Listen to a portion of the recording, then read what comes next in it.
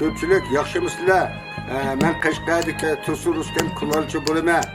Men 10 yaşımdan tartib sopol yasashni o'rgangan. Hozirgacha yerim esirdan oshdi. Men mush Qashqardagi 7-avlod kulolchilik varisi. Devlet tercihlik g'ayri moddiy madaniyat varisi.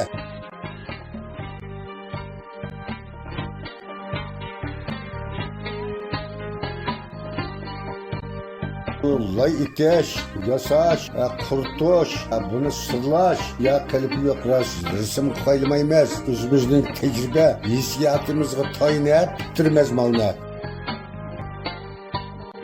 2006 yılı Uygurlarınki kulolchilik seneti tunji Türkümde devlet tercihlik g'ayri moddiy madaniyat burası qatarga kirgizildi.